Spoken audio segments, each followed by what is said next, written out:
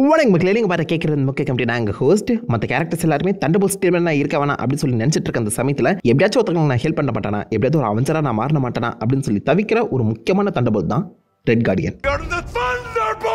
Alexei ஆண்ட்ரோவிச் ஷாஸ்டகோவ், captain அமெரிக்காவோட counter பார்ட்னு சொல்லப்படுற இந்த ரெட் கார்டியன் உண்மையிலே யாரு, எப்படி ரெட் கார்டியனாக மாறினாரு, இவருடைய comic book origin powers and வீக்னஸை பார்த்துருவோமா? நிறைய ஷாக்கிங்கான விஷயங்கள் இருக்கு. முக்கியமான ஒன்று, இவர் ஆக்சுவல் ஒரிஜினல் ரெட் கார்டியனே கிடையாது. He's the second one. Captain அமெரிக்காவை பார்த்து இன்ஸ்பயர் ஆகி இந்த ஒரு கேரக்டர் உருவாக்கின தான் எம்சியூவில் சொல்லியிருப்பாங்க. கேப்டன் அமெரிக்காவோட அந்த சீரமை கொஞ்சம் பட்டி டிங்கரிங் பண்ணி அலெக்சியை ரஷ்யாவோட கேப்டன் அமெரிக்காவை மாற்றின கதை தானே உங்களுக்கு தெரியும். பட் ஒரிஜினல் காமிக் புக்கில் அலெக்சி ஷாஸ்டகோவுக்கு முன்னாடி, இந்த ரெட் கார்டியனுக்கு முன்னாடி ஒரு ரெட் கார்டியன் இருந்திருக்காரு, அலெக்சி லெபடெவ். இவர் தான் டெக்னிக்கலாக கேப்டன் அமெரிக்காவோட இந்த இன்ஸ்பிரேஷனில் சோவியத் யூனியனால் உருவாக்கப்பட்ட ரெட் கார்டியன் சொல்ல முடியும். பட் இவருக்கு எந்த ஒரு வகையான சூப்பர் சோல்ஜர் சீரமே கொடுக்கப்படலை. மோர் லைக் ஒரு ஃபிசிக்கல் ட்ரைனிங் மட்டும் தான் போயிருக்கோம். கேப்டன் அமெரிக்கா அந்த பக்கம் சூப்பர் ஹீரோவை சுற்றிட்டு இருக்கும்போது நம்மளுக்கு சூப்பர் ஹீரோ வேணாமா அப்படின்னு சொல்லி கேஜிபி உள்ள இறங்கி ஒரு புது ஸ்டாண்டர்ட் டிவிஷனே உருவாக்குறாங்க. அதுதான் அதுக்கப்புறம் லேட்டரா ரெட் ரூமா மாறும். பட் ரெட் ரூமுக்கு முன்னாடி சில முக்கியமான சோல்ஜர்ஸை மட்டும் தேர்ந்தெடுத்து அவங்களுக்கு ரொம்ப ப்ரூட்டலான ட்ரைனிங் கொடுக்கப்படும். சூப்பர் சோல்ஜர் சீரம்லாம் கிடையாதுங்க, ஜஸ்ட் என்ஹான்ஸ்மெண்ட் தான். ப்ரோட்டீன் பவுடர், விட்டமின் பூஸ்ட்னு சொல்லி சில என்ஹான்ஸ்மெண்ட்டை மட்டும் கொடுத்து சாதா சோல்ஜர்ஸை அவங்களுடைய பீக் அடைய வைப்பாங்க. கேப்டன் அமெரிக்காவுக்கு ஈக்குவலாக சண்டை போடுறதும் அவர் மாதிரியே இருக்கக்கூடிய ஒரு கேரக்டர் உருவாக்குவாங்க. ஸோ ஃபர்ஸ்ட் அலெக்சி லெபடெவ் டெக்னிக்கலாக நம்ம கேப்டன் அமெரிக்கா அண்ட் நேமர் கூட ஒன்றா சேர்ந்து இந்த பக்கம் நம்ம சோவியத் யூனியன் அண்ட் அமெரிக்காவை டிஃபெண்ட் பண்ணி சண்டை போட்டவர். அவருக்கு அப்புறம் வந்தவர் தான் அலெக்சி ஷாஸ்டகோவ். இப்போ நீங்கள் எம்சியூவில் பார்த்துட்டு இருக்க அந்த கேரக்டர். படத்தில் இவர் ஆக்சுவலாக கேஜிபி வந்து பார்த்தீங்கன்னா ஒரு ஸ்பெஷல் சூப்பர் சோல்ஜர் ப்ரோக்ராம் டெஸ்டிங்காக கூட்டு வந்த மாதிரி தான் சொல்லியிருப்பாங்க. பட் காமிக்கில் இவர் ஒரு எக்ஸலன்ட் வார் பைலட்.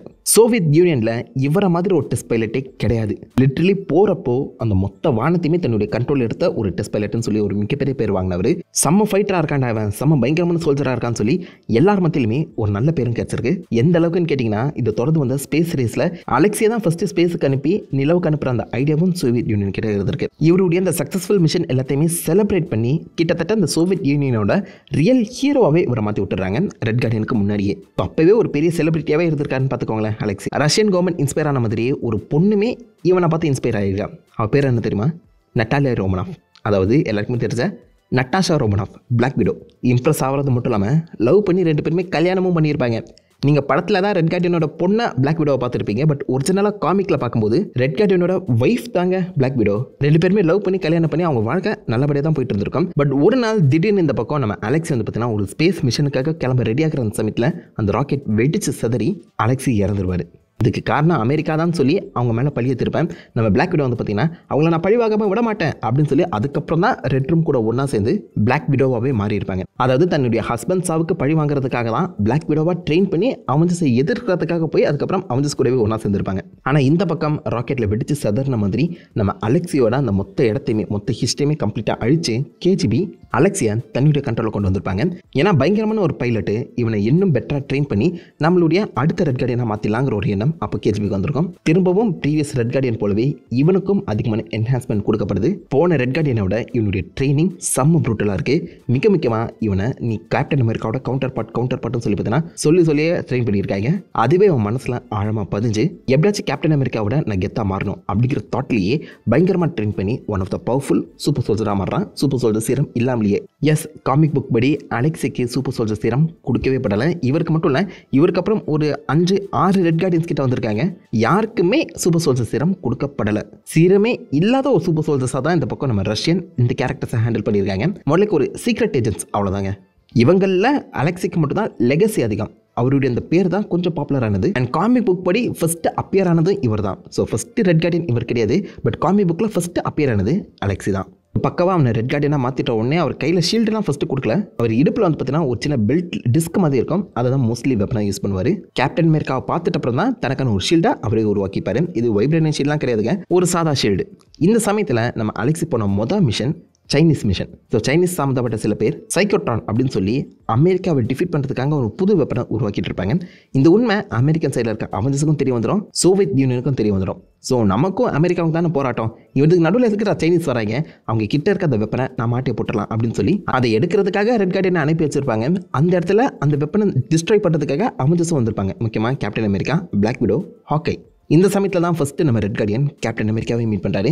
என்னுடைய எதிரி வந்துட்டாண்டா அப்படின்னு சொல்லி ரெண்டு பேருமே பயங்கரமாக சண்டை போட்டுட்டு இருப்பாங்க. அதில் சைனீஸ் கையில் இந்த பக்கம் கேப்டன் அமெரிக்கா கொஞ்சம் மணக்க விடுவார். இந்த சமயத்தில் தான் அங்கே எதிரில் நின்று பிளாக் விடோ அண்ட் ஹாக்கையை ரெட் கார்டியன் நோட் பண்ணுவார். ரெட் கார்டியனுக்கு மெமரி லாஸ்லாம் கிடையாது. அவர் ஸ்டில் பிளாக் விடோவை லவ் பண்ணி தான் இருக்காரு.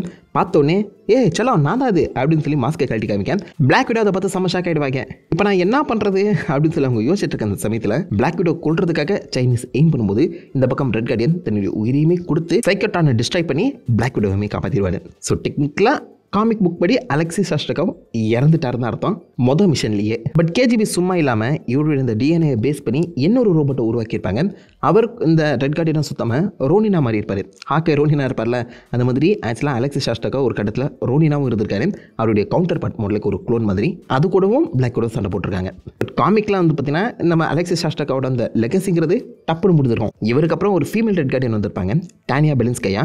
ஸோ அவங்க ஒரு நியூரோ சர்ஜன், அவங்களுக்குமே சூப்பர் சோல்ஜர் சிரம் கொடுக்கப்பட்டிருக்காது. அதுக்கப்புறம் வந்தவர் ஜோசப் பெட்கஸ் அண்ட் இவர் தான் டெக்னிக்கலி அவெஞ்சர்ஸ் டீமில் ஒரு முக்கியமான ஆளாக மாறினவர். அவெஞ்சர்ஸ் டீம்னா ரஷ்யா, அதாவது சோவியத் யூனியனோட அவெஞ்சர்ஸ் டீம், சுப்ரீம் சோவியத்னு சொல்லி அதில் ஒரு முக்கியமான மெம்பராக இருந்தவர். இதுக்கப்புறமும் ஒரு 2-3 ரெட் கார்டியன் வந்திருப்பாங்க. எல்லாருமே more like highly trained soldiers. அவ்வளோதான், யாருக்குமே சூப்பர் சோல்ஜர் சீரம் கிடையாது. மற்றவங்களை காட்டிலும் அலெக்சிக்கு மட்டும் கதைகள் அதிகம். காமிக் புக்கில் இவர் என்னதான் பல இடத்துல சாவர மாதிரி காமிச்சிருந்தாலும் செத்தவங்க அப்படியே இருக்க மாட்டாங்க. காமிக்கில் எப்படியாச்சும் ரிட்டர்ன் ஆயிடுவாங்க. அந்த வகையில் ஒரு கடத்தில் இவர் திரும்பவும் எலினாவை மீட் பண்ணி எலினா மூலியமா பக்கியோட கான்டாக்ட் கிடைக்கும். அண்ட் ஃபியூச்சரில் பக்கி உருவாக்கின தண்டர்போல்ட்ஸ் டீம்லையுமே ஒரு முக்கியமான மெம்பராக இருந்திருக்காரு. அந்த காமிக் புக்கை அடாப்ட் பண்ணி தான் தண்டர்போல்ட்ஸ் படத்தை கொடுத்துருக்காங்க. இப்படி தான் அலெக்சி ஒரு வகையில் தண்டர்போல்ட்ஸ் கூட லிங்க் ஆகியிருக்காருன்னு சொல்லலாம். ரொம்பவே கம்மியான கதைகள், கம்மியான லெகசி இருந்தாலும் கொஞ்சம் ஒரு இன்ட்ரெஸ்டிங்கான கேரக்டர் தாங்க. இந்த கேரக்டர் தான் எம்சியூக்குள்ள நிறைய விஷயங்களை மாற்றி அமைச்சு நம்ம டேவிட் ஹார்பர் நடிக்கிற அந்த ரெட் கார்டியனை கொடுத்துருக்காங்க. முக்கியமான மாற்றம்னு பார்க்கும்போது நட்டாஷா ரெட் கார்டியனோட பொண்ணு.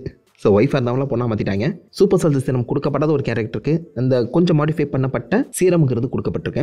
ஸோ கேப்டன் அமெரிக்கா அளவுக்கு ஒரு ஸ்ட்ராங்கான கேரக்டராக மாற்றிருக்காங்க. பட் மாற்றப்படாத ஒரு விஷயம் ஹியூமர் சென்ஸ். காமிக்கில் இருந்ததை விட எனக்கு தெரிஞ்ச படத்தில் ஒரு 10 மடங்கு அதிகமான ஹியூமர் சென்ஸே டேவிட் ஹார்பருக்கு கொடுத்துருக்காங்க. அது எனக்கு தெரிஞ்சு பக்கவாக ஒர்க் அவுட் ஆயிருக்கு. சம் ஒரு இன்ட்ரெஸ்டிங்கான கேரக்டர். இவருடைய பவர்ஸ்ன்னு பார்க்கும்போது சீரம் எதுவுமே இல்லை, முதல்ல ஒரு பீக் ஹியூமன் கண்டிஷனில் இருக்கக்கூடிய ஒரு ஆள் தான் ரெட் கார்டியன். சாதா ஹியூமன் தான், பட் காமிக் புக்கில் ஒரு பீக் லெவல் கண்டிஷனை அட்டென்ட் பண்ண வச்சிருக்காங்க.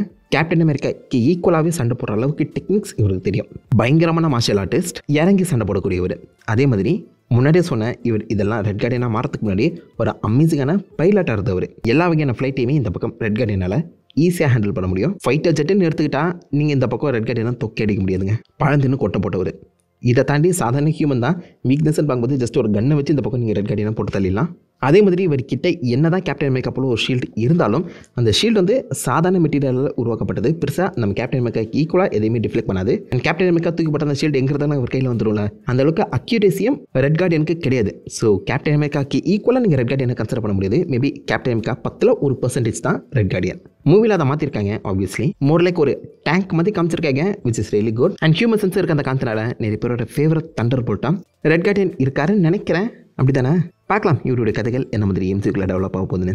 ஸோ ரெட் கார்டியனை பற்றி நீங்கள் என்ன நினைக்கிறீங்க? இவருடைய comic book and MCU differences பற்றி உங்களை தாட்ஸ் உங்களுடைய வீசா மறக்காம கீழே காம் பண்ணிட்டு அந்த லைக் பண்ணி தட்டி விடுங்க. உங்களை தான் நல்ல ஒரு ஆசமான விடையில பற்றி வரைக்கும் ஹாஃப் அண்ட் கைஸ் வட்டா.